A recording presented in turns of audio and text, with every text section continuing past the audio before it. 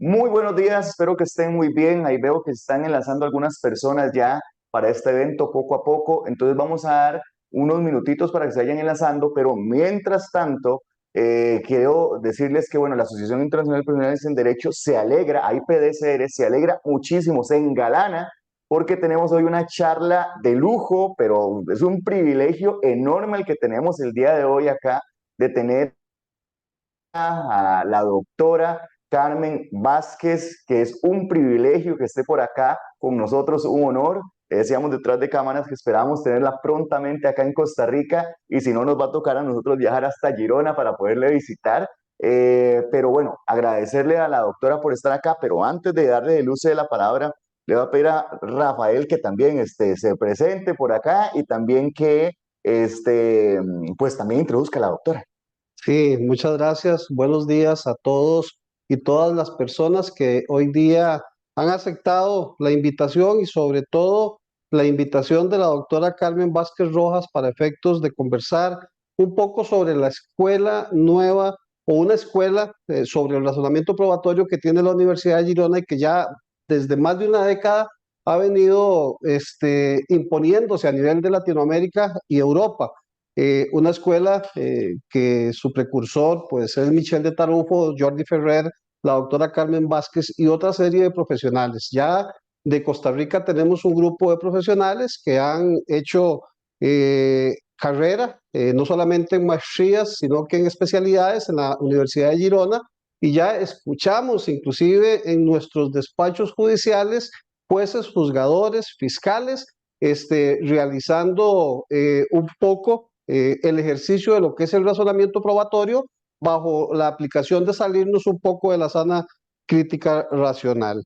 Estamos haciendo esta proyección no solamente a nivel del Zoom, sino que a nivel de Facebook Live, por lo que hay personas que si ustedes quieren invitarlos a que se enlacen, pueden pedirles que se enlacen y tenemos la autorización de la doctora Carmen Vázquez para que una vez terminada esta charla, pues podamos subir esta conversación en el YouTube de la asociación y en los YouTube personales, pues que cada uno manejamos en nuestras redes. La doctora Carmen Vázquez Rojas, voy a hacer un resumen de inteligencia artificial, porque si me pongo a dar toda la hoja de vida de la doctora Carmen, pues vamos a perder Salimos unos a las 15, 5, 20 minutos salimos a las 5 de la de tarde. esto. Doña Carmen Vázquez Rojas es doctora en Derecho por la Universidad de Girona y maestra en Derecho de la Universidad Nacional Autónoma de México. Es profesora, lectora de la Universitat de Girona y consultora de la Universitat Oberta de Cataluña. Su investigación se centra en la justificación de las decisiones judiciales, especialmente en el razonamiento probatorio y el uso del conocimiento experto en la toma de decisiones sobre los hechos. Ha participado en proyectos de investigación financiados por el Ministerio de Ciencia e Innovación Español y la Secretaría de Estado de Investigación, Desarrollo e Innovación de España, así como en grupos de investigación reconocidos por la Generalitat de Cataluña, autora y editora de varias publicaciones, de las cuales, gracias a Dios, pues tenemos varias de ellas en nuestra biblioteca, y ha realizado estancias de investigación en instituciones como la UNAM, la Universidad de Miami, el Instituto de Viena, Northwestern University y la Universidad de Nottingham. Doctora, la Asociación Internacional de Profesionales en Derecho le agradece que usted haya sacado un espacio en su amplia agenda. Hemos estado procurando precisamente estas conversaciones con profesionales de la talla de usted.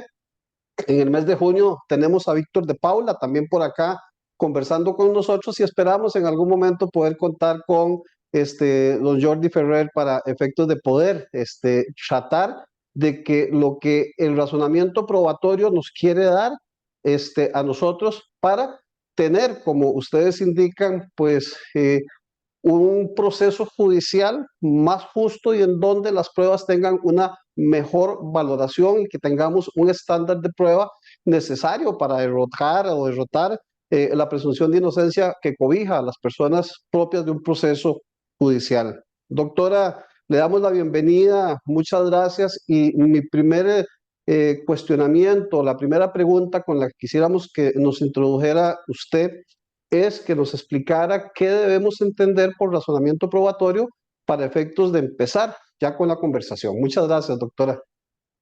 Muchísimas gracias, muy buenas tardes a todos y a todas. En primer lugar, pues mi agradecimiento por esta generosa invitación a participar de este, pues ya esperemos que muy interesante conversatorio. En particular, por supuesto, más allá de la Asociación Internacional de Profesionales en Derecho, quiero agradecer personalmente a Rafael Rodríguez y a Ken por su invitación y por haber hecho todas las gestiones para que yo estuviera con ustedes esta tarde.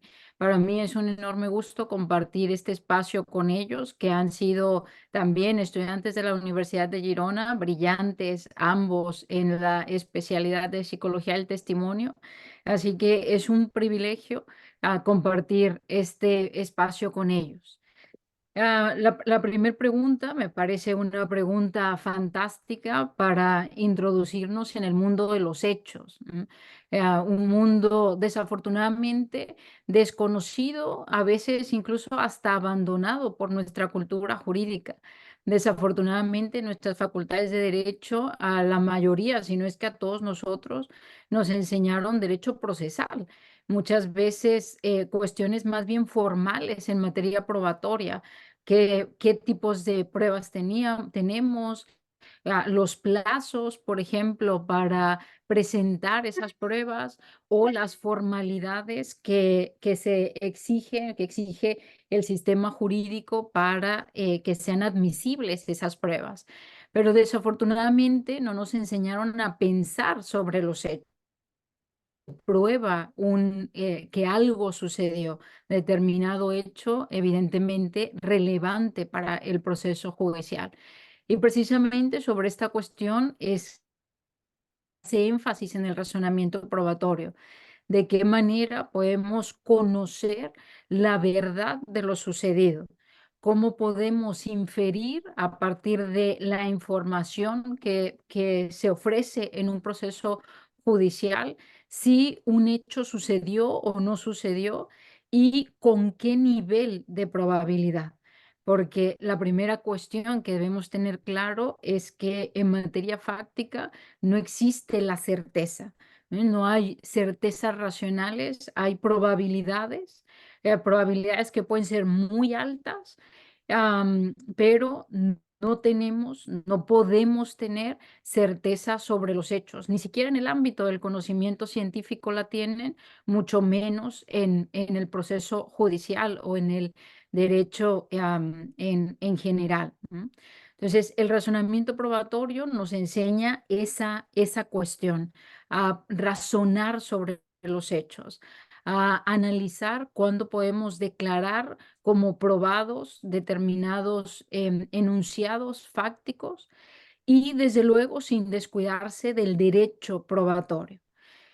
El derecho probatorio es una de las partes que también interesa al razonamiento probatorio, no solamente para conocer qué reglas rigen la actividad, la admisión, la práctica o incluso la valoración y la toma de decisión en materia probatoria, sino también para poder analizar si esas reglas que tenemos son reglas adecuadas para el objetivo que deberíamos tener con la institución, determinación correcta de los hechos, o por el contrario, por ejemplo, nos enfrentamos ante reglas o tenemos reglas en nuestros sistemas que hacen todo lo contrario, obstaculizan la determinación correcta. Entonces, el razonamiento probatorio, aunque podemos distinguirlo del derecho probatorio, pues el razonamiento probatorio, desde luego, está interesado también en conocer y analizar qué reglas rigen las diferentes fases o los diferentes momentos de la actividad probatoria.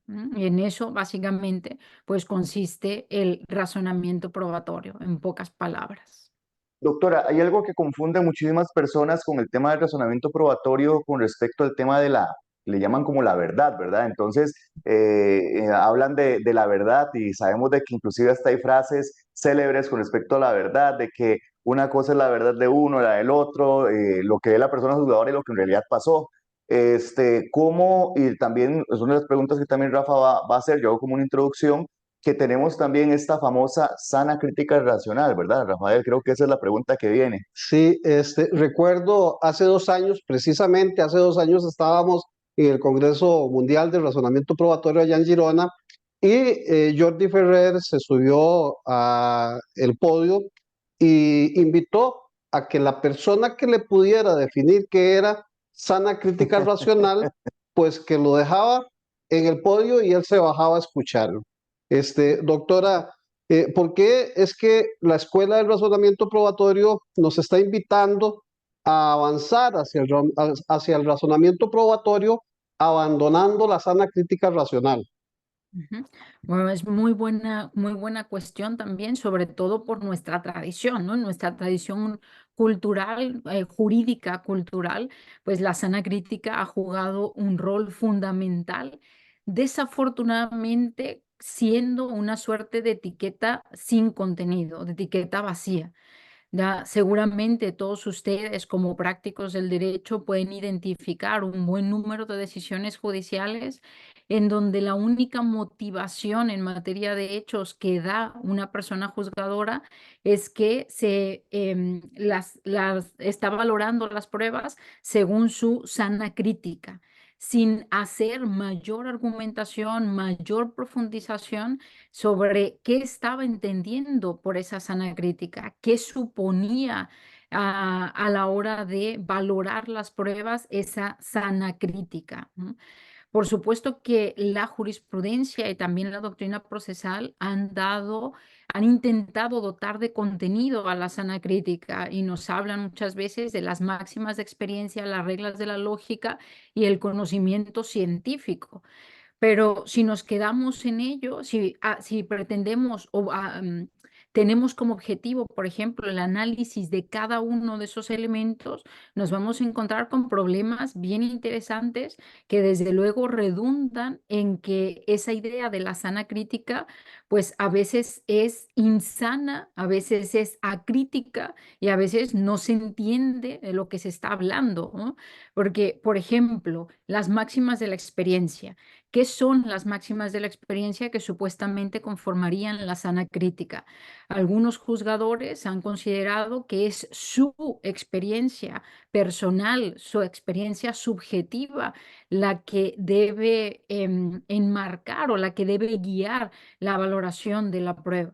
Y así nos encontramos, por ejemplo, con casos tan aberrantes como el tristemente célebre caso peruano del tanga rojo, donde un conjunto de personas juzgadoras dijeron que era máxima de la experiencia una mujer que vestía un tanga rojo no podía ser violada porque básicamente se vestía así porque fiesta quería.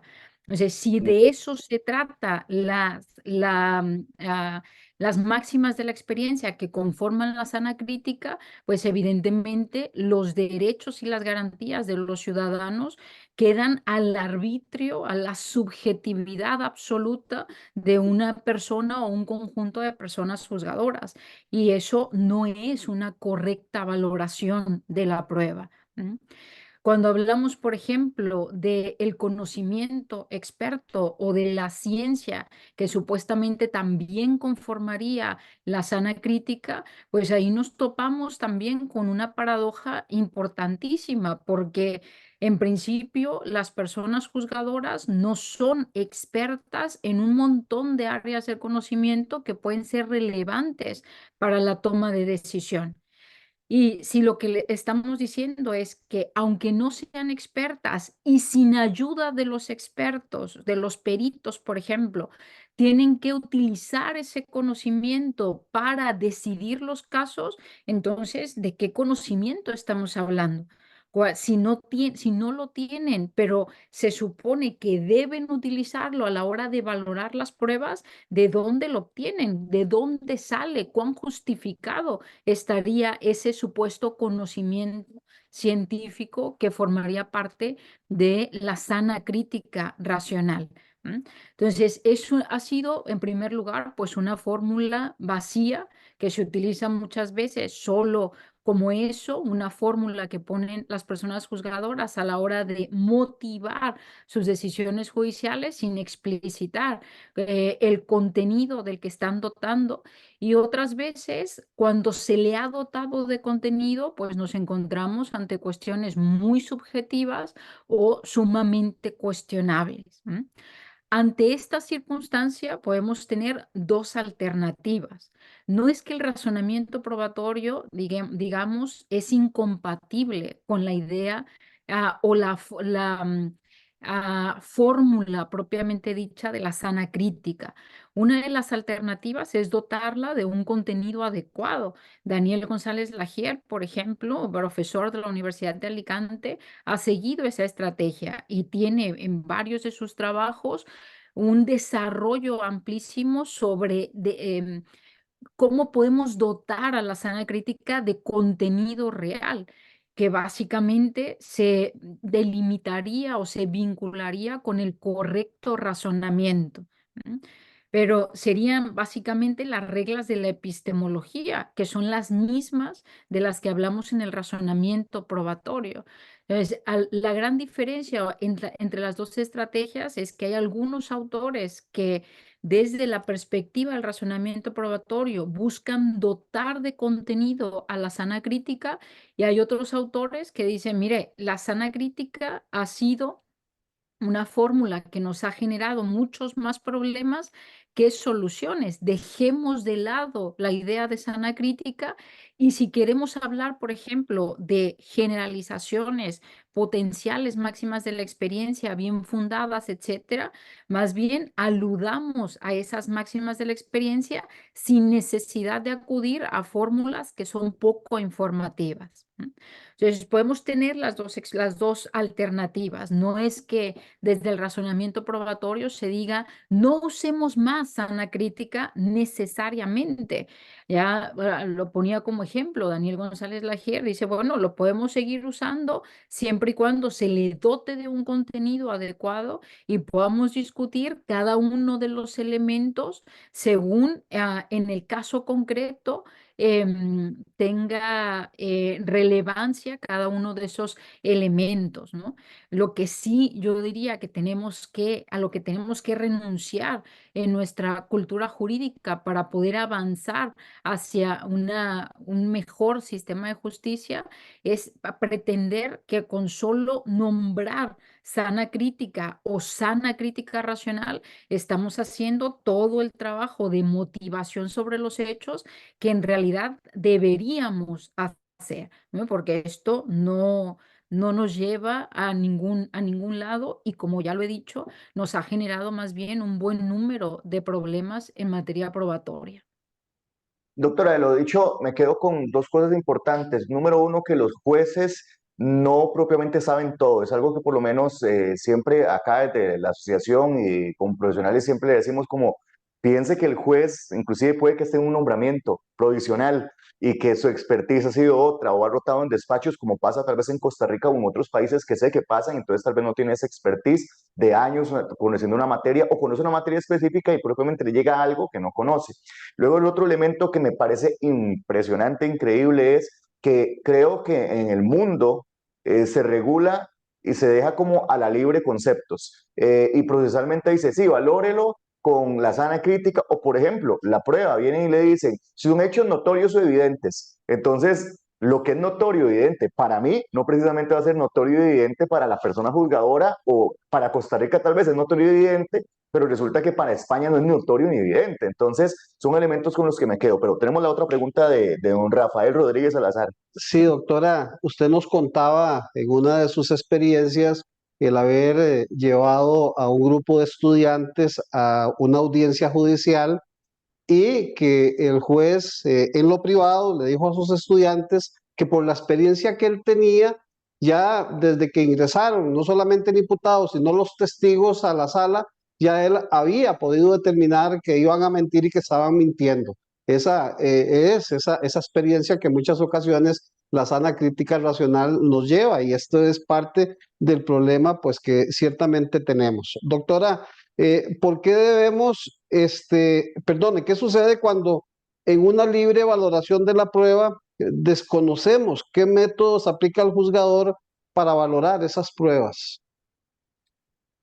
Bueno, aquí yo diría que ante la libre valoración de la prueba vale la pena hacer la distinción entre la valoración individual de la prueba y la valoración conjunta de la prueba.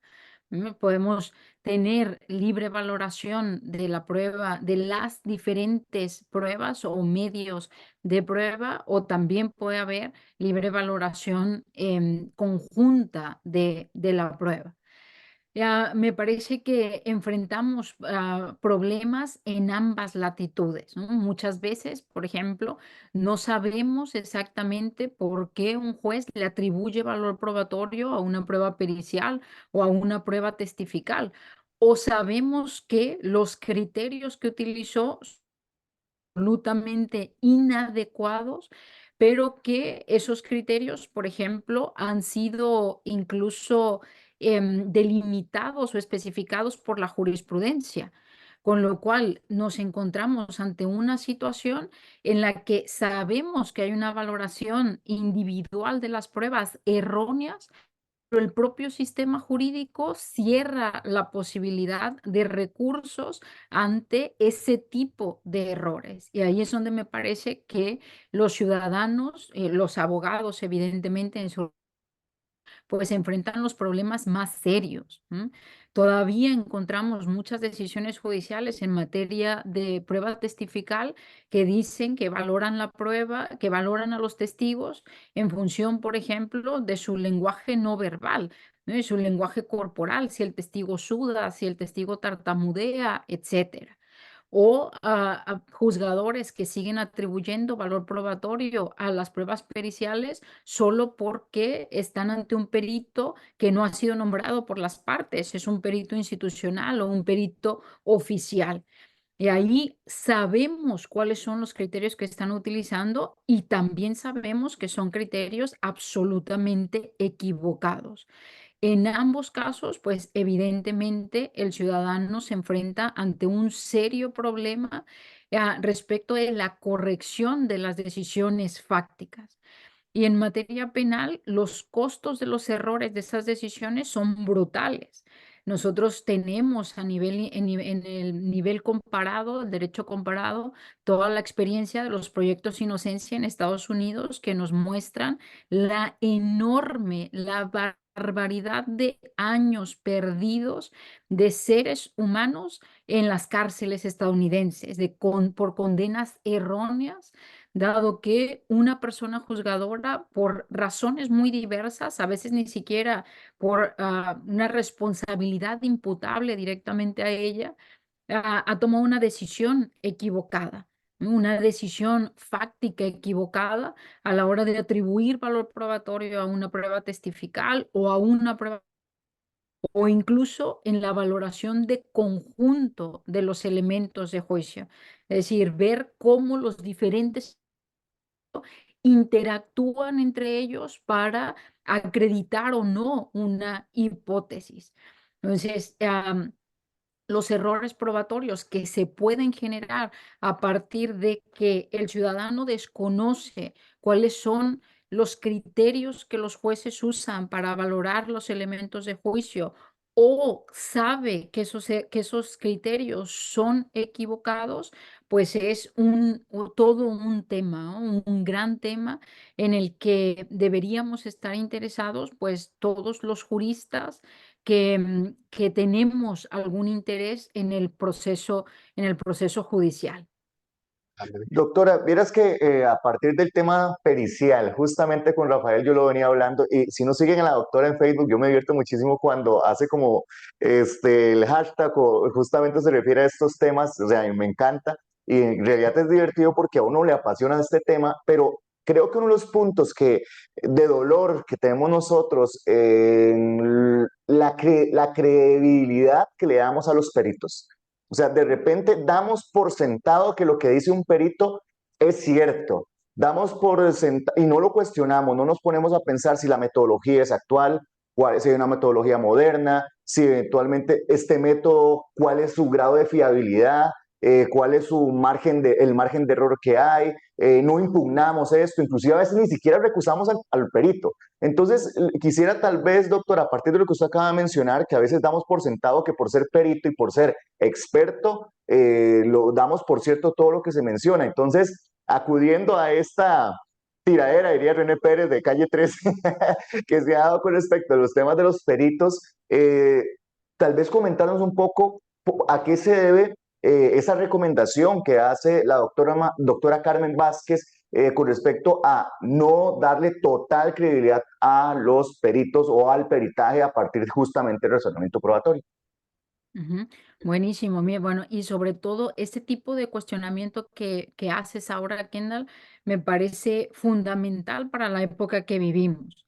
Ya estamos en la época de la inteligencia artificial, pero hemos venido transcurriendo los últimos años en sociedades de ciencia y tecnología tremendamente, ¿no? Donde encontramos un montón de desarrollos científico-tecnológicos que no solamente impactan en nuestra vida cotidiana, sino también en el proceso judicial.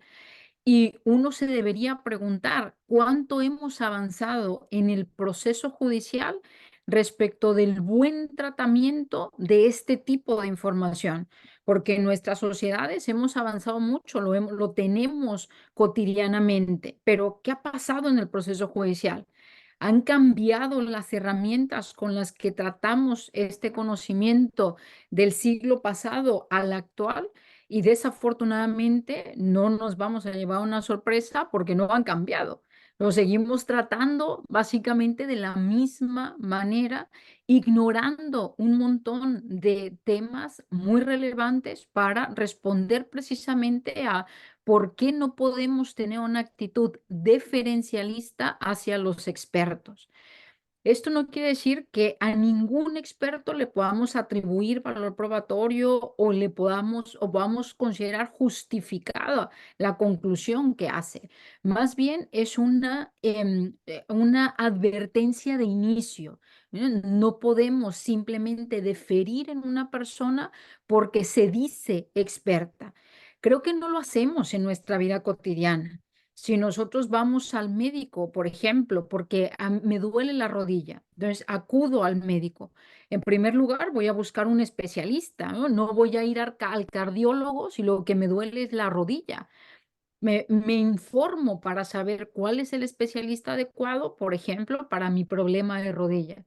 Pero si llego al médico y el médico me dice, sin hacerme ningún estudio previo o sin informarme adecuadamente que me tiene que amputar la pierna, ¿cuál debe ser mi actitud ante ese médico en mi vida privada? ¿Qué le tengo que preguntar? ¿Cuál me va a amputar, la derecha o la izquierda? O todo lo contrario, permítame un momento, explíqueme, justifíqueme. Esa es una decisión tremenda la que usted está tomando. Explíqueme cómo llegó a esa conclusión, cuál es el diagnóstico, qué hizo, qué alternativas tengo. En nuestra vida cotidiana preguntaríamos muchísimo, ¿por qué no lo hacemos en el proceso judicial? ¿Por qué los abogados, incluso las personas juzgadoras, no asumen la misma actitud frente a los expertos que asumirían en su vida cotidiana cuando sus bienes, su vida, sus circunstancias personales están en juego? Porque también están en juego las circunstancias, la vida, etcétera, de los ciudadanos que están juzgando o a los que están defendiendo, por ejemplo. Esa misma actitud es la que deberíamos tener en el proceso judicial, una actitud no diferencialista, una actitud crítica. Yo hablo generalmente de ser consumidores sofisticados del conocimiento experto. ¿Y por qué tenemos que hacer eso? Porque los expertos se pueden equivocar. Como todo ser humano, los expertos también son susceptibles de equivocarse. Ahora cada vez sabemos más, por ejemplo, de los sesgos cognitivos que sufren los peritos, como lo sufren también los jueces, los abogados, los policías, etcétera. Son básicamente contaminaciones en su proceso de razonamiento, por ejemplo, porque entran en contacto con información que no es relevante para sus operaciones periciales, pero contamina su razonamiento, o porque no se han planteado hipótesis alternativas a la única hipótesis que, por ejemplo, piensan sobre un caso y se pueden equivocar a la hora de razonar. Las áreas de conocimiento van cambiando de una manera impresionante.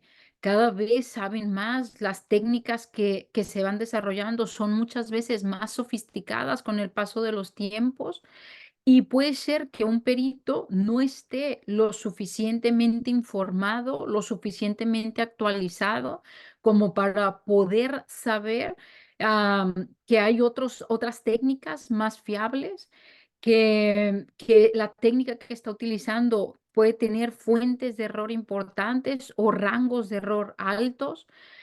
Puede haber un desconocimiento por parte de los expertos, no siempre es la mala fe de los expertos que los puede llevar a equivocarse. Y lo que tenemos que tener clarísimo en nuestra cultura jurídica, y yo diría en nuestra cultura incluso personal, general, que el conocimiento experto no ofrece certezas. Ni siquiera la ciencia ofrece certezas, ofrece solo probabilidades. Y en esas probabilidades siempre puede haber espacio para el error. Entonces, ya simplemente si partimos desde ese punto, pues me parece que es muy claro por qué debemos ser críticos o a tomar una actitud crítica ante los expertos y no una actitud diferencialista. ¿No? Muy bien. Eso es. Reconociendo de su parte Ujú. que ciertamente la experiencia muestra que hay errores judiciales y esto ha sido claro en muchas circunstancias. Ya vimos todo lo que el proyecto Inocencia ha determinado sobre los errores judiciales que han llevado inclusive a la muerte a personas y que han sido declaradas inocentes después de haberse ejecutado pues una pena de muerte y personas que han pasado más de 10 15 años en cárceles y que después se demuestra esa inocencia. Reconociendo que tenemos esa posibilidad de error judicial, doctora, ¿qué podemos hacer para minimizar este error judicial y en qué el razonamiento probatorio puede ayudarnos a ello? Ujú. Fantástico. Mira, a mí, Rafael, me parece un enorme avance que reconozcamos que el error en materia probatoria. Y me parece un enorme avance porque eso nos permitiría avanzar o nos permitiría mejorar nuestros sistemas de justicia. ¿De qué manera? Si nos interesamos en saber por qué ocurren los errores. ¿Qué se hizo mal para que ocurriera un error? Por ejemplo, una condena errónea, aunque también las absoluciones erróneas son un error en materia penal, ¿no? O en materia civil, o en otras jurisdicciones. Entonces, ese reconocimiento de todos los sistemas jurídicos del mundo cometen errores en materia probatoria, me parece fundamental en primer lugar. Después, por ejemplo, el razonamiento probatorio, una vez que somos conscientes de la potencialidad de los errores, tiene dos estrategias, ¿no? Uno de los grandísimos autores en esta materia, Larry Laudan, nos dice, con los errores probatorios podemos hacer dos cosas, distribuirlos y intentar disminuirlos. Nunca vamos a tener un sistema jurídico perfecto que no cometa errores, pero sí podemos tender a disminuir los errores. ¿Cómo podemos distribuir los errores? A través de diferentes reglas. Podemos distribuir el riesgo de error. Por ejemplo, ustedes mencionaban al inicio de la charla los estándares de prueba. Los estándares de prueba son reglas que me permiten como sistema jurídico distribuir el riesgo de error. Si en materia penal yo pongo como sistema jurídico un estándar muy alto, eso quiere decir que el riesgo de error de las condenas erróneas va a ser más bajo porque las exigencias probatorias son mayores. Entonces, podemos tomar decisiones sobre cómo distribuimos el riesgo de error, por ejemplo, estableciendo estándares de prueba o también a través de las presunciones o las cargas de la prueba. ¿Cómo podemos disminuir los errores? Básicamente, interesándonos en mejorar el conjunto de prueba. Entre más rico y más fiable sea un conjunto de elementos de juicio, tendremos menores probabilidades de error. Y ahí podemos tener pues diferentes estrategias, ¿no? Si seguimos hablando, por ejemplo, en materia penal, es indispensable que en nuestros sistemas de justicia nos interesemos en la investigación de los hechos. Tenemos ahí un serio problema en la mayoría de nuestros países porque las investigaciones policiales son muy deficientes por razones muy diversas, incluso por falta de recursos. Podemos tener errores probatorios, condenas erróneas debido, por ejemplo, a em, investigaciones policiales sumamente deficientes. La mejor manera de disminuirlo es enriqueciendo el conjunto de información, no solamente en cantidad, sino también en calidad. Y desde luego me parece que un segundo elemento que juega un rol fundamental es en la formación de los diversos operadores del sistema de justicia, los jueces, los abogados, los peritos, por ejemplo, la policía, etcétera. Todos deberíamos tener una mejor formación en materia probatoria para poder identificar ¿dónde nos falta información? ¿Cuál es la información fiable? Incluso, ¿cuál es la información relevante que necesariamente debería estar, por ejemplo, en un conjunto de pruebas? Yo pondría sobre la mesa, sin lugar a dudas, estos dos elementos para disminuir la probabilidad de los errores. Interesarnos en tener conjuntos de prueba más grandes y con información fiable y la formación de los diferentes operadores del sistema de justicia.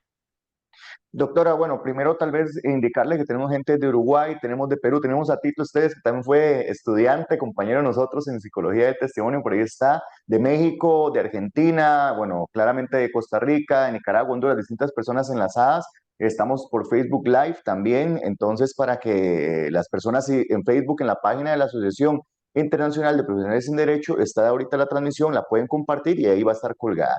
Doctora, aprovechando algo que usted mencionó hace un ratito sobre la inteligencia artificial y lo hablábamos detrás de cámaras, que tenemos como una pregunta, ¿cuál es o cómo se ve a partir del razonamiento probatorio la inteligencia artificial como una herramienta, no como la solución, como una herramienta? Dado que, bueno, ahorita la tendencia ha sido que estudiantes lo utilizan, que, bueno, se está utilizando de manera yo diría que, no sé si decir irresponsable, pero bueno, de una manera que tal vez las personas dan por sentado que lo que la inteligencia artificial dice es cierto y no precisamente es así. Inclusive yo mismo he hecho ejercicios donde lo pongo a prueba, digo haga esto y si usted no tiene conocimiento, entonces puede que diga que es cierto, pero no lo es. Pero ¿cómo la ve la inteligencia artificial como una herramienta para soporte, para personas juzgadoras, para abogados, policías y demás, la inteligencia artificial para aplicar el razonamiento probatorio? Bueno, esa es la pregunta del millón ahora mismo, Kendall. ¿Cómo va a interactuar la inteligencia artificial con todas las cuestiones probatorias? Tú decías algo que es fundamental, no es que la inteligencia artificial nos garantice la verdad. Todos conocemos las alucinaciones de la inteligencia artificial, que así le han llamado, ¿no? Cuando la inteligencia artificial se inventa cosas.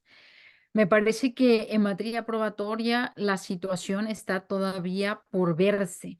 Creo que los mayores desarrollos de la inteligencia artificial que ahora tenemos están en materia pericial.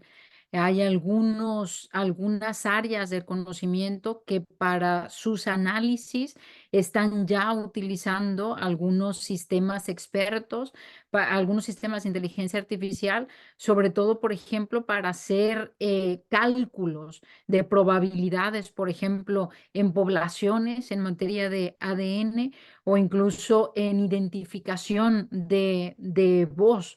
Se están desarrollando esos sistemas pero se están desarrollando o están siendo utilizados esos sistemas para algunos pasos en la realización de las pruebas periciales. No es que estemos en un momento en el que la inteligencia artificial está haciendo las pruebas periciales, por ejemplo, o está valorando otro tipo de elementos de juicio. Parece que estamos todavía en un espacio en donde los sistemas de inteligencia artificial en materia probatoria están jugando roles muy específicos y todavía controlados por los expertos. ¿Hasta dónde va a ir la inteligencia probatoria, la inteligencia artificial en materia probatoria? No sabría decirlo a estas alturas todavía. Hace unos días, por ejemplo, me consultaban si creía que los sistemas de inteligencia artificial podían identificar la mentira en los testigos mejor que los seres humanos. Pero ahí me parece que tenemos incluso cuestiones conceptuales que necesitamos analizar, ¿no? Ustedes, tanto tú como Rafael, saben que en materia de prueba testifical, quizá el gran problema no es la mentira del testigo, sino los recuerdos falsos. Un testigo puede creer que está diciendo la verdad, él no está mintiendo, pero es falso lo que está afirmando. Y eso podrá valorarlo un sistema de inteligencia artificial. ¿De qué manera? ¿Cómo? ¿Mm?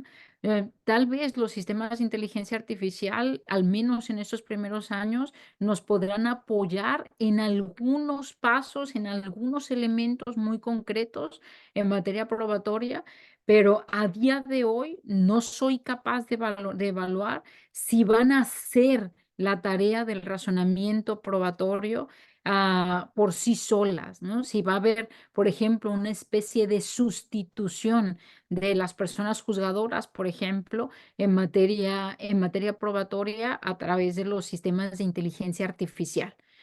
En lo que sí creo que a día de hoy hay que prestar mucha atención y que hay una parte del razonamiento probatorio que lo está haciendo, es en la calidad de los datos con los que se está entrenando la inteligencia artificial. Y eso nos lleva otra vez al conocimiento experto, ¿no? Ahora, por ejemplo, se están vendiendo cada vez más sistemas de inteligencia artificial entrenados con datos que se sabe que son fiables, porque hay sistemas de inteligencia artificial que evidentemente su entrenamiento ha sido con toda la información que existe en la web, por ejemplo, ¿no? A la que tienen acceso en esos llamados entrenamientos. Puede ser muy distinta a nivel de fiabilidad la respuesta que te da una inteligencia artificial entrenada con información de baja calidad o de calidad desconocida de la inteligencia artificial que ha sido entrenada con información de calidad. Ahí sí que a día de hoy hay varios debates que están muy relacionados con cuestiones probatorias, con cuestiones básicamente relacionadas con esa fiabilidad. El resto, bueno, vamos a ir viendo cómo se van desarrollando estos sistemas, hacia dónde van apuntando los sistemas de inteligencia artificial aplicados al derecho. Doctora, uno de los estudiantes de el curso de prueba testimonial, el licenciado César Redondo, nos dice, es entendible que la sana crítica trae problemas por la subjetiva interpretación de la prueba, pero también tenemos problemas cuando el juez limita la libertad probatoria dependiendo de la etapa procesal o una taxatividad de medios probatorios y limita el acceso a la verdad. ¿Es estrictamente necesario, de acuerdo a su experiencia, doctora, cambiar la legislación para la aplicación del razonamiento probatorio? Porque ciertamente en muchos de las legislaciones procesales se habla de que el juez resolverá bajo la sana crítica racional, pero con la escuela del razonamiento probatorio, ¿conoce usted de que se haya legislado ya en algún país de su conocimiento y cree usted en esa necesidad de que más bien ahora también pongamos que el juzgador deberá de resolver bajo el razonamiento probatorio? Ujú. Bueno, ahí yo veo las dos alternativas que ya mencionaba sobre la sana crítica, ¿no? Cuando un sistema jurídico hace alusión a la sana crítica, podría interpretarse esa normativa en el sentido de Daniel González Lajer, diciendo, mire, estamos hablando en realidad de un correcto razonamiento en materia probatoria.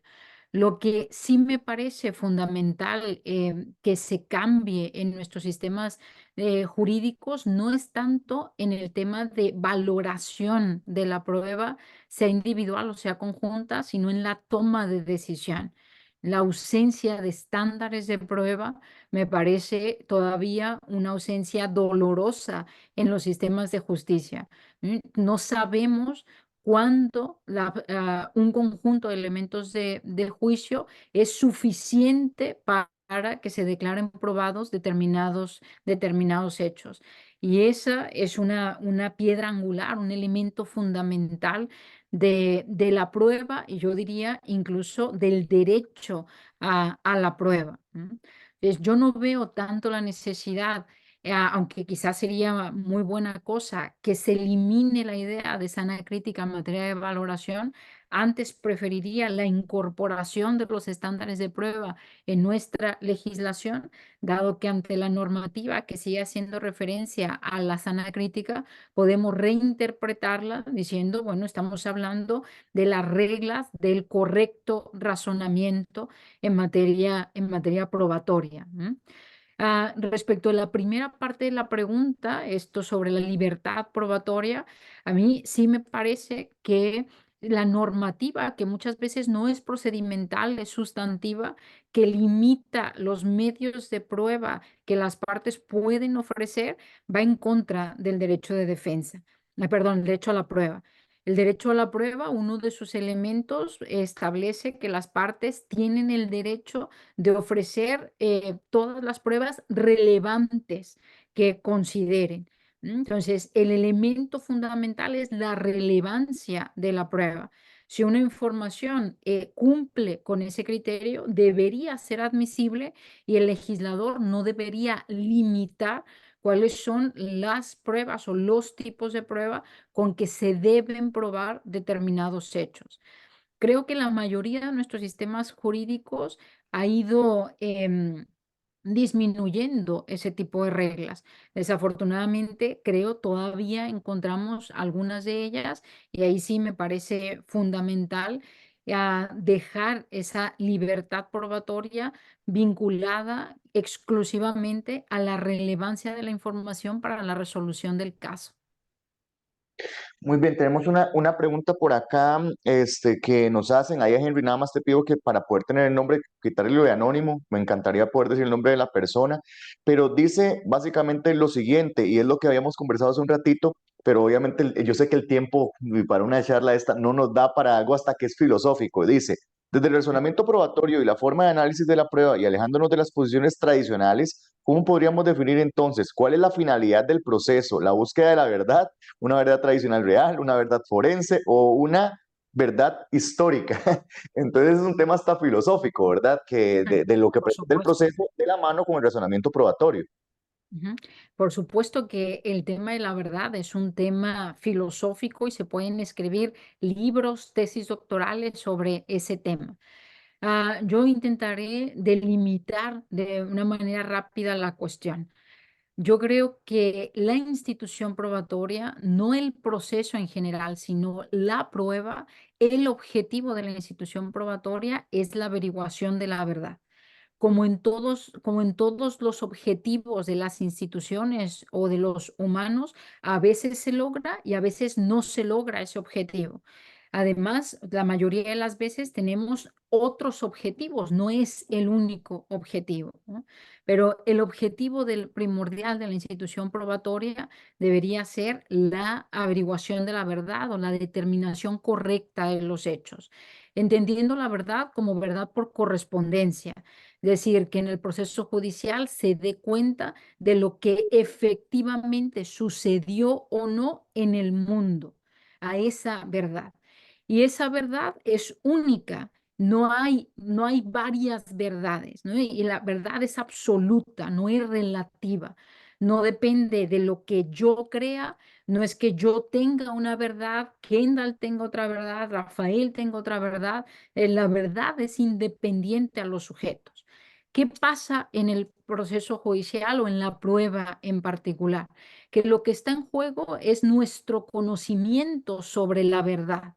Es nuestro conocimiento sobre la verdad lo que puede estar, lo que puede ser delimitado, lo que puede ser relativo a los elementos de juicio, a las pruebas que tenemos en el proceso judicial.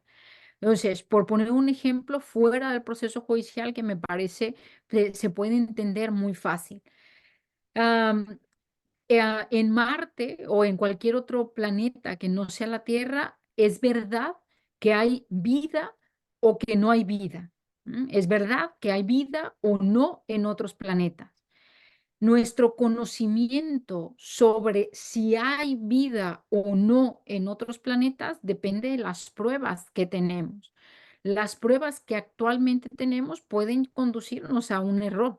Podemos ahora mismo creer por esas pruebas que tenemos, estar justificados en afirmar que no hay vida en otros planetas. Pero nuestra afirmación, nuestro conocimiento puede estar absolutamente equivocado porque dependemos de la información. Es la manera que tenemos para conocer la realidad, para conocer la verdad. Es el problema de la prueba o las cuestiones probatorias pues están muy vinculadas con cómo conocemos la verdad sobre los hechos.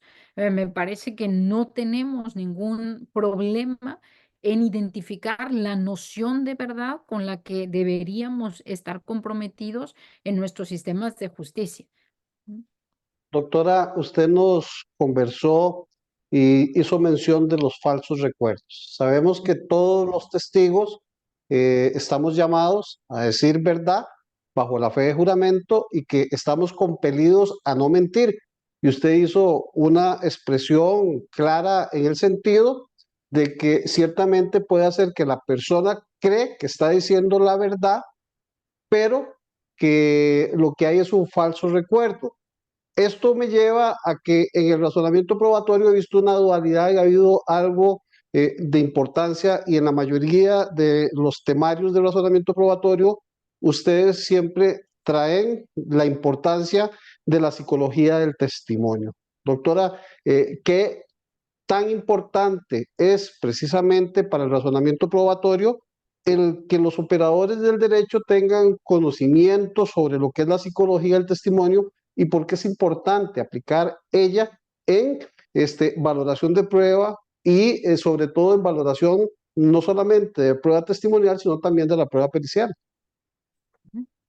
Bien, pues mira, la psicología del testimonio, esta cuestión en general que ahora plantea Rafael, es un vivo ejemplo, un ejemplo muy claro de cómo en nuestros sistemas de justicia hemos estado operando con las máximas de la experiencia equivocadas.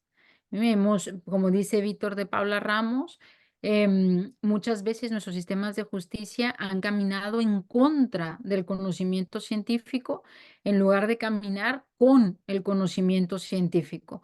¿Por qué? Porque la mayoría de las veces, o quizá, mejor dicho, en los sistemas de justicia, el funcionamiento en los últimos años o tradicionalmente en materia de prueba testifical ha sido valorar al testigo sin conocer cómo funciona la memoria humana, siendo que la prueba testifical no es otra cosa más que un ejercicio de la memoria humana.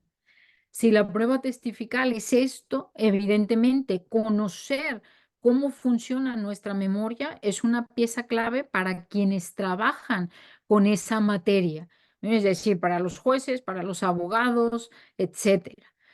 ¿Qué hace la psicología del testimonio? Informarnos cómo funciona nuestra memoria, de qué manera guardamos la información, guardamos nuestros recuerdos, incorporamos esa información y desde luego damos cuenta de toda esa información. La psicología del testimonio estudia todas esas fases, desde la percepción de los acontecimientos que hace un testigo, cuando guarda esa información en su recuerdo y cuando es llamado para comunicar o acceder a esa memoria. ¿No? Así que la psicología del testimonio, si estamos interesados, como deberíamos estarlo, en el funcionamiento de la memoria de los testigos, pues nos será sumamente informativa. ¿Qué nos dice la psicología del testimonio? Nos dice que la memoria humana es un proceso, no es un proceso reproductivo, es un proceso reconstructivo. Eso quiere decir que nuestra memoria no funciona como una grabadora en la que ponemos play y grabamos aquello que vemos con todos los detalles y en todo momento, siendo exhaustivos a la hora de grabar eso que vemos, eso que vivimos, etcétera, ¿no? Todo lo contrario, la psicología del testimonio ha mostrado a través de sus diversas investigaciones empíricas que los seres humanos reconstruimos los hechos incluso desde el momento en el que los percibimos. Y los reconstruimos, por ejemplo, a la luz de nuestras propias gafas, que están vinculadas con nuestra cultura, con nuestro background, con nuestros factores personales que hacen que interpretemos el mundo de cierta manera, guardemos esa interpretación en nuestro cerebro, pero resulta que mientras tenemos ahí la información, estamos en contacto, por ejemplo, con información post suceso que puede incidir de una manera muy importante, según muestran todas las investigaciones, en aquello que recordamos. Y, por supuesto, el paso del tiempo se ha visto que influye muchísimo. Nuestra memoria es muy débil porque estamos básicamente determinados a olvidar. El olvido es una característica de la memoria humana. Estamos determinados a olvidar, olvidamos muy rápido con el paso del tiempo y además eso que recordamos puede verse influenciado por la información post suceso que vemos en las redes sociales, en los medios de comunicación, cuando hablamos con amigos, con familiares, con otros testigos, etcétera. Podemos creer que vivimos cosas que en realidad no vivimos porque hemos sido influenciados por toda esa información post suceso. Y no solamente sucede eso, sino que cuando yo quiero dar cuenta de mi recuerdo, por ejemplo, cuando se me cuestiona, cuando me interrogan sobre aquello que vi, sobre aquello que viví, la manera en la que me interrogan también puede incidir muchísimo en aquello que recuerdo o incluso que decido declarar. ¿M? ¿Cuántas veces me preguntan? ¿Cuántas veces incide en una pregunta? Si se repite, si se es reiterativo en una pregunta, el orden de las preguntas, la manera en que se me pregunta, todo eso puede incidir muy fuertemente en lo que yo recuerdo, reconstruir mi recuerdo. Todas esas características de la memoria en las diferentes fases en las que trabaja, pues terminan haciendo que nos llevan a la conclusión de que la memoria humana es frágil, la memoria humana es débil debido a todas estas cuestiones. Eso nos debe alertar para, otra vez, ser cautos con este tipo de elementos de juicio. En la mayoría de nuestros sistemas de justicia, los casos se deciden con prueba testimonial, porque es barata y se considera que no tiene mayores problemas a la hora de valorarlo, porque se utilizan las máximas de la experiencia para valorar al testigo. Máximas de la experiencia que, insisto, equivocadas. Entonces, ante esta situación, esta situación choca de una manera muy frontal con lo que sabemos sobre cómo funciona la memoria humana. No es una cuestión de la experiencia, es una cuestión científica, hay mucho conocimiento, hay muchos avances sobre eso, no deberíamos tratarla con las máximas de la experiencia y desde luego deberíamos evitar a toda costa procesos judiciales donde la resolución del caso dependa única y exclusivamente de una prueba testifical, porque las pruebas testificales son débiles dada la naturaleza de la memoria humana, dadas las características de la memoria humana. Con todo ello, de ninguna manera me gustaría que llegaran a la conclusión de que la prueba testifical no sirve. Por supuesto que nos sirven los testigos. Por supuesto que es una prueba relevante, necesaria para los procesos judiciales, pero hay que saber tratarla adecuadamente. Hay que tener las herramientas adecuadas, la formación necesaria para poder extraer de los testigos un recuerdo exacto, lo más exacto posible, fiable y, por supuesto, para intentar corroborar las pruebas testificales con otro tipo de elementos de juicio. Gracias, doctora. Dentro de esto bueno, Rafael preguntó y esta respuesta que, bueno, es una lección súper resumida de cosas que nosotros, pues, en los cursos, pues, lo vemos. Algo un modelo que por lo menos nosotros aprendimos con el doctor Antonio Lucas Manzanero, que es el modelo holístico de evaluación de la prueba testifical. Tal vez las personas, bueno, que no han estado de la mano estudiando esto les suena hasta raro y el término holístico lo ven con otros temas, pero tal vez no sé si referirnos brevemente a esto porque ha sido una de las herramientas que ha sido justamente utilizadas para poder darle mayor peso a la prueba testimonial. Entonces, no sé si nos ayuda como a explicar brevemente esta figura para que también las personas la conozcan un poco. Doctora, y también aprovechando la posibilidad de que usted le indique a quienes están dentro de este proceso, para efectos de capacitación, de actualizarse y de conocer, ¿qué nos recomienda usted? ¿Qué autores, qué libros, además del manual de prueba ¿Qué pericial? universidad? Además del manual de prueba pericial que sabemos que usted logró escribir para México y que se encuentra en redes sociales de manera gratuita y en el que hay un capítulo sobre psicología del testimonio del doctor Manzanero, pero que también nos haga pues una invitación a qué es lo que tenemos que ir a buscar para aprender, además de invitarnos a estar en los procesos de especialización y en los másteres de la Universidad de Girona. Bien, pues empezando por esto último, yo evidentemente recomendaría, por ejemplo, el Anuario de Psicología Forense, que es una publicación anual que se hace desde el Colegio de Psicólogos de Madrid, que lo dirige precisamente Antonio Manzanero, uno de los grandes autores en psicología del testimonio. Me parece que ahí pueden encontrar material fabuloso de gran utilidad práctica para los diversos elementos, muy diversas cuestiones sobre la prueba testifical o en general incluso sobre pruebas periciales en materia psicológica. Así que le recomendaría fortísimamente ser visitadores asiduos de esta publicación. Y desde luego, autores. Antonio Manzanero es uno de ellos, sin lugar a dudas. Margarita Dijes es otra gran psicóloga del testimonio, o Juliana Mazzoni. Me parece son los tres grandes referentes en castellano en materia de psicología del testimonio desde el punto de vista de la psicología en sí mismo.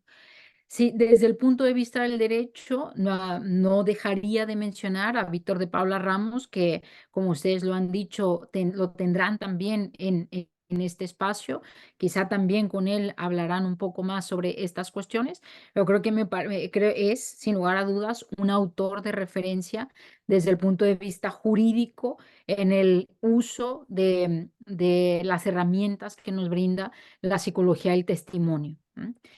Dentro de la psicología del testimonio, uno de los objetivos que se ha ido planteando para, para extraer los recuerdos de una manera más fiable es buscar metodologías para em, entrevistar o obtener declaraciones fiables por parte de los testigos, ¿no? Que son diferentes herramientas que se han ido generando por distintos especialistas en función del tipo de testigos que se tiene. La mayoría de esas herramientas para la obtención de declaraciones fiables tienen este punto de vista, digamos, holístico, en el sentido en que se evalúan varias cuestiones para poder determinar la exactitud de una declaración.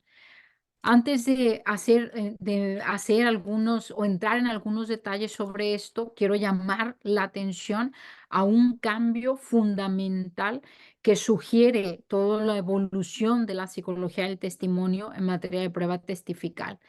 Al igual que en materia de prueba pericial, creo que uno de los errores clave de nuestros sistemas de justicia es haberse centrado en quién es el perito o quién es el testigo para atribuir valor probatorio a este tipo de elementos de juicio.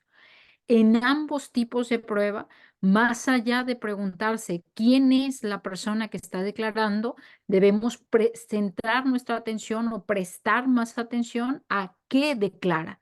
¿Cuáles son las afirmaciones? ¿Cuáles son las declaraciones que hace el testigo o que hace el perito? Cuando las hace el perito, queremos centrarnos en esas declaraciones para poder conocer su fundamentación. ¿Cómo fundamenta el perito esas afirmaciones o esas declaraciones que hace? Cuando nos centramos en las declaraciones del testigo, nos centramos en ellas para saber cuál puede ser su nivel de exactitud. Es decir, si aquello que está declarando, por ejemplo, es susceptible de haber sido visto por el testigo o si el testigo está recordando adecuadamente o con un nivel suficiente ciertos detalles de aquello que vivió. Esa es la exactitud de su recuerdo, lo que podemos valorar, o lo que nos interesa tomar en consideración cuando nuestra atención se centra en esas declaraciones. Para poder valorar ese tipo de cuestiones, tenemos que prestar atención, por ejemplo, a ciertas características del suceso, pero también a ciertas características del testigo o incluso a cómo se hicieron las declaraciones previas de ese testigo.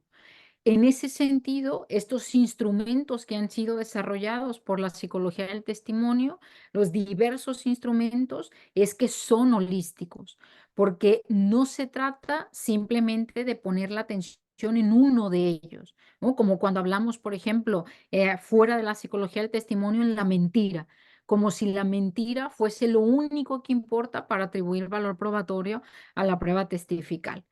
Una concepción o el desarrollo de instrumentos holísticos básicamente parte de la idea de que son diversos los factores, muy diversos los factores que pueden incidir en la exactitud del recuerdo. Ejemplos de ello, pues la situación que vive el testigo.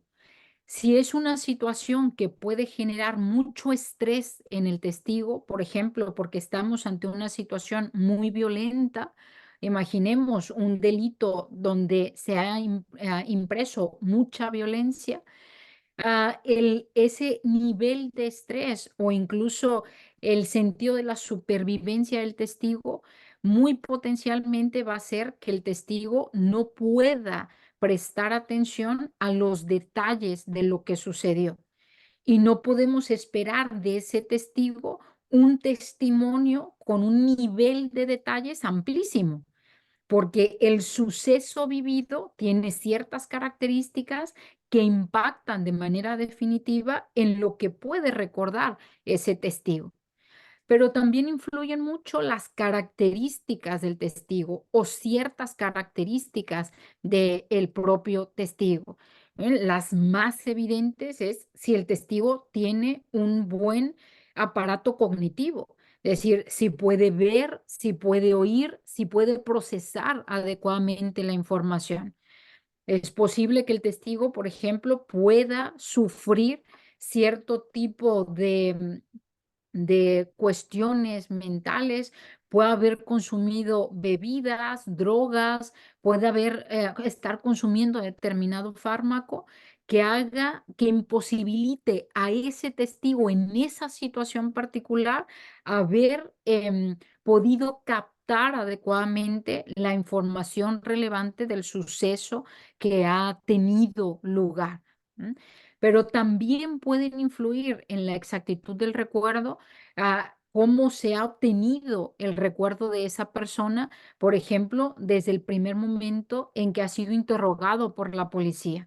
Si la policía a la hora de interrogarle le ha dado información a partir de sus preguntas porque fueron ampliamente sugestivas, entonces ahora podemos tener serias dudas sobre lo que genuinamente el testigo recuerda, porque ya hubo una contaminación muy fuerte desde el primer momento. En ese sentido, por ejemplo, a mí me gusta mucho siempre recordar esta analogía que traza Antonio Manzanero de la memoria de los testigos con la escena delictiva o la escena de los hechos potencialmente delictivos. Así como en esa materia, en la escena de los hechos, hemos avanzado mucho, algunas veces solo teóricamente, no en la práctica, por desgracia, ¿no? Pero tenemos cada vez más conciencia, más reglas, más protocolos para la protección de una escena potencialmente delictiva. Protegemos la escena para que no se contamine, para que no entren personas y muevan las cosas, no impriman sus propias huellas, su propia información en los vestigios que quedan en esa escena. De la misma manera se debería proteger la memoria de los humanos, la memoria de los testigos. Si hemos visto tantas diversas formas de incidir en la memoria, hay que cuidar tremendamente cómo, quiénes inciden en ella, quiénes pretenden entrar, cómo van a entrar a la memoria de los testigos, evitando pues todas esas contaminaciones que se pueden generar por el propio sistema de justicia, por desconocimiento absoluto de todos estos detalles que son tan fundamentales para poder tener una declaración exacta o una declaración fiable por parte de los testigos. ¿M? Entonces, todas estas herramientas que va desarrollando la psicología del testimonio, pues son holísticas en ese sentido, en que todas ellas ponen atención en los diversos factores que podrían incidir en los recuerdos, en la memoria de los testigos. Se han generado herramientas para testigos, cuando los testigos son niños, niñas, por ejemplo, hay herramientas específicas para ellos, acordes a sus características, a las características de su memoria. También se han ido desarrollando este tipo de herramientas para personas con con una, en circunstancias de vulnerabilidad especiales, o también se han ido desarrollando para personas adultas sin circunstancias de vulnerabilidad especial. Todas esas herramientas han ido desarrollándose por muy diversos autores. Lo que es verdad es que no hay un consenso generalizado respecto de solo una de ellas. Hay varias de estas herramientas en investigación constante, pero sin lugar a dudas son mucho mejores, están más preocupadas por la fiabilidad que una entrevista hecha de cualquier manera por alguien que no sabe absolutamente nada sobre cómo extraer adecuadamente el recuerdo de un testigo.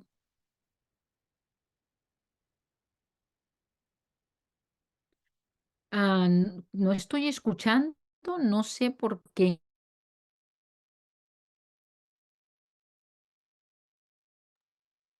A ver. No, no se te escucha, Ahora, Kendall. ahora sí, ahora escucho, creo. Bueno, escuché a quién habló.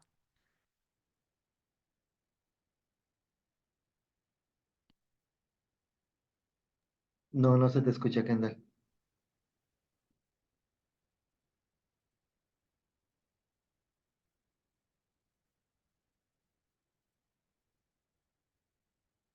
Yo voy a hacer la pregunta porque aquí ya sí me escucho y voy a cambiar un segundito la cámara, porque sé o entiendo que ya son las 7 de la noche ves, por acá estoy, ya son las 7 de la noche en Girona, si no me equivoco, ¿verdad, doctora? Son las 7:15 de la Siete- noche. Sí, vamos haciendo ahorita el cierre. Rafael, lo voy a pedir que pase para acá mientras activo nada más el tema del micrófono para hacer la última pregunta y ya ir haciendo el cierre para ya dejarla también descansar. Entonces, Rafael, adelante. Doctora, le decía, bueno, la Asociación Internacional de Profesionales en Derecho se ha caracterizado por un lema que dice somos vacuna contra la mala praxis legal. Hoy usted ha sido una gran dosis de esa vacuna para todas las personas que la han escuchado. Comentaba con Kendall y comentábamos con usted fuera de cámaras que hace 15, 22 días el Colegio de Abogados y Abogadas de Costa Rica generó los informes del examen de excelencia académica. Este examen de excelencia académica es un examen que hace el Colegio de Abogados y Abogadas de Costa Rica, en el cual hemos tenido el gusto de tenerla a usted por allá en el auditorio, para efectos de poder convalidar una vez que los estudiantes salen de la licenciatura en las universidades y ser habilitados por el colegio para la práctica legal de la abogacía. Tuvimos una situación en donde de más de 1.200 personas que hicieron el examen de excelencia, solamente 56 personas pasaron, o sea, un porcentaje muy bajo. Escuché de usted una ponencia que hizo en el Colegio de Abogados de Oaxaca sobre el rol que debe de tener el abogado y habló de específicamente la responsabilidad que tienen no solamente los estudiantes, las universidades, el Estado, para efectos de ese rol. Usted nos podría, doctora, para dar un cierre, dar su opinión al respecto de qué consideraciones deberíamos de tomar para efectos de mejorar no solamente la enseñanza, sino la buena praxis. Es un gran tema que ahora se plantea, Rafael. Mira, y es un gran tema porque desafortunadamente parece, por lo que indican los datos de investigaciones empíricas, en Latinoamérica hay un serio problema con la calidad de los abogados litigantes. O hay un informe les recomiendo muchísimo su lectura del CEJA, el Centro de Justicia de las Américas. Si no recuerdo mal, es un informe del 2021-2022, en donde analizan a los abogados litigantes. Y la conclusión de ese informe es muy lastimosa para la región porque termina diciendo que los abogados en Latinoamérica se han convertido en un obstáculo para el acceso a la justicia de los ciudadanos, en lugar de ser una herramienta para que el ciudadano acceda a la justicia en sus casos. Bajo esa conclusión de ese análisis empírico, evidentemente la situación es muy preocupante. Una de las grandes líneas de investigación que desarrolló ese estudio fue precisamente la formación de los abogados promedio en Latinoamérica. Abogado promedio, no estamos hablando ni de los mejores ni de los peores, el abogado promedio. Y resulta que, según los datos que presenta ese informe, la formación de los abogados es muy deficiente, no solamente a nivel de licenciatura o de grado, ¿no? También en el posgrado.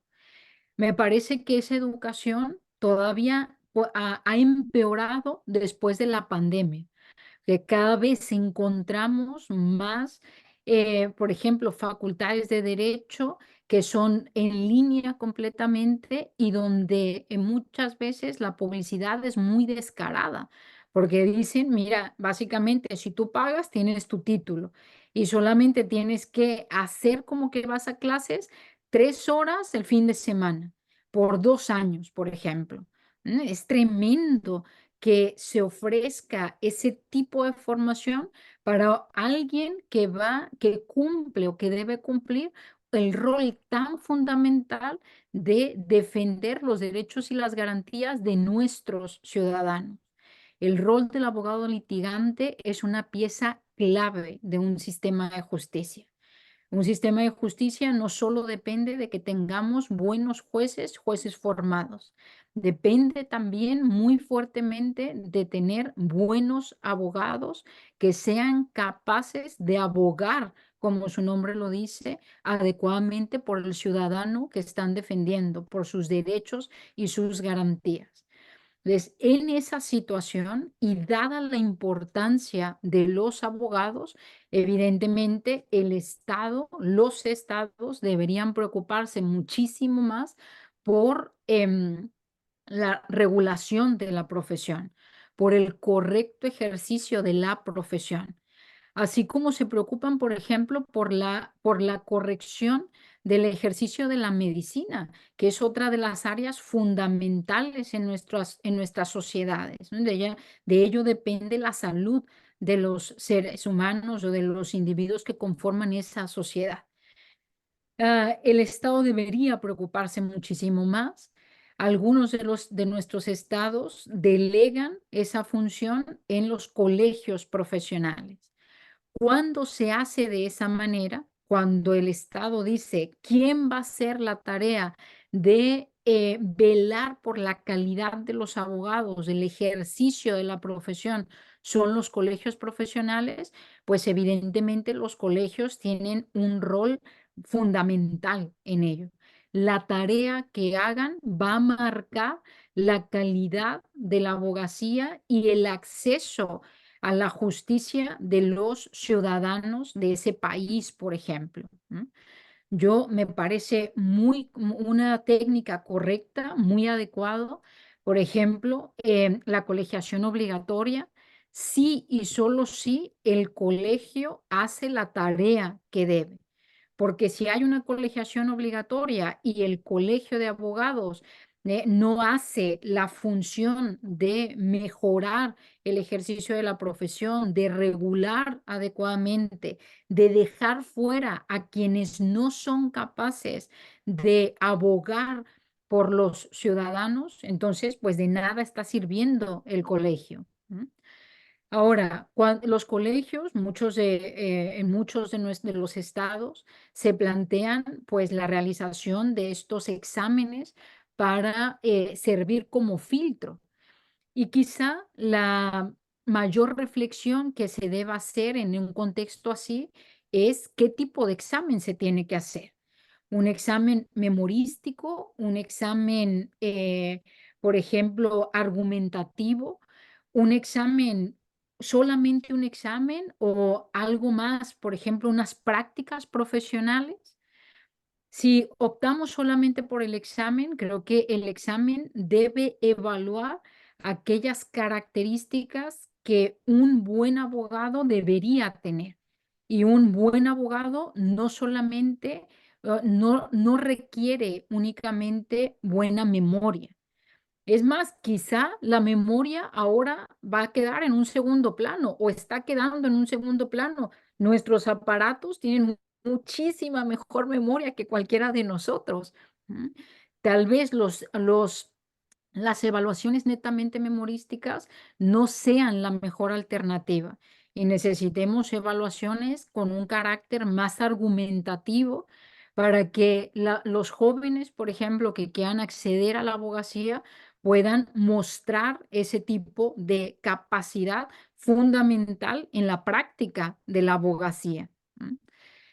Es muy llamativa la experiencia de costarricense, estos números que me mencionas, Rafael, que me mencionaban ambos al inicio.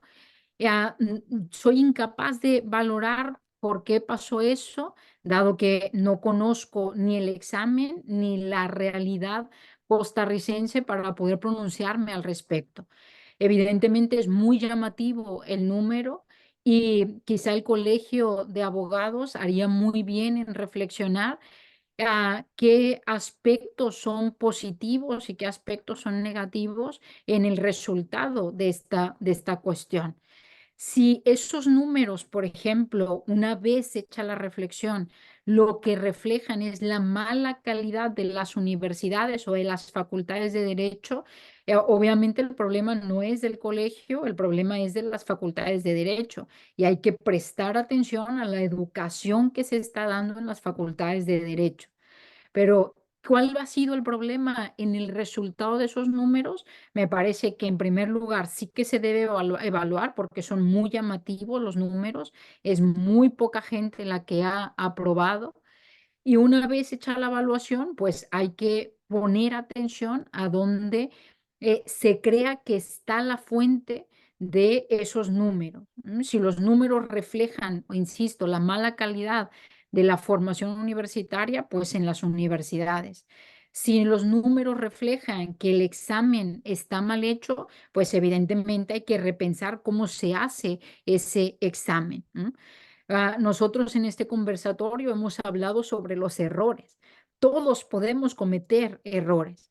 Lo importante es aprender de esos errores y tal vez en este contexto entre todos podamos aprender, o en Costa Rica se pueda aprender de un potencial error, sea de las universidades, sea del colegio de abogados, sea del tipo de examen que se hizo, etcétera, y trabajar en aquello en lo que se deba trabajar una vez identificada pues la fuente del potencial error si es que hubo alguno. Pero quiero recalcar una vez más, me parece fundamental que reflexionemos sobre la calidad de los abogados promedio, dada la tarea tan básica, tan elemental que hacen para nuestros sistemas de justicia y en general nuestros sistemas constitucionales de derecho. Muchas gracias, doctora, muy atinado su comentario y ciertamente hemos propuesto que el colegio lo que tiene que hacer es un análisis para valorar qué es lo que está sucediendo, no solamente a nivel institucional, sino a nivel de la educación en general. Agradecerle nuevamente, doctora, el que nos haya permitido. Sé que podríamos quedarnos aquí muchas más horas, para abarcar todos los temas que hay, pero dejamos ese granito de enseñanza, de arena, esa preocupación que hay, el ubicarnos en lo que es el razonamiento probatorio, en lo que es la psicología del testimonio e invitar a las personas interesadas a que estén con la escuela de Girona, con la escuela de razonamiento probatorio, y si tienen la posibilidad de matricular las especialidades y los cursos que ustedes han estado realizando y que doy fe, al igual que Kendall, de la calidad de los mismos, pues aprovecharlos. Y agradecerle a usted, doctora, a su esposo, el doctor Jordi Ferrer, porque ustedes no solamente son docentes, son buenos profesionales, sino que dan y se dan al entero sin pedir nada a cambio. Y esto que usted hizo hoy, para la asociación, sabemos que es sin pedir nada a cambio. Muchas gracias, doctora, y que tenga una muy Muchas buena gracias. noche. Parte muy Muchas breve. gracias a ustedes. Sí, muy breve, muy breve. Agradecerle, doctora. También agradecerle a las personas que estuvieron conectadas. Estaban personas, como le digo, de Ecuador, de México, Argentina, Uruguay, Colombia, Perú. Y si no digo el país, ahí me disculpan porque también están en Facebook conectados. Agradecerle a las personas que estaban enlazados. Si gustan dejar ahí los comentarios, decirle, doctora, gracias. Ahí un saludo para la doctora. Lo pueden dejar ahí en Facebook y en Zoom también. Pero le agradecemos profundamente por el tiempo, la disposición y las palabras de Rafael las tomo y las hago también mías, muy agradecido y esperamos que sea una de tantas veces y también esperar la visita, como mencionamos, presencial por acá. Pues Muchas gracias. muchísimas gracias. Muchas gracias a ambos, Rafael y Kendall. Para mí ha sido un gusto estar con ustedes dos de manera particular. La experiencia en el curso ha sido muy grata con ustedes dos, así que cuando me cursaron la invitación, pues evidentemente no podía más que aceptar y además sentirme muy honrada por la invitación de dos grandes profesionales de un país, además al que he estado una vez en Costa Rica, pero me encantó, me enamoró Costa Rica. Así que espero regresar pronto a la buena vida en Costa Rica.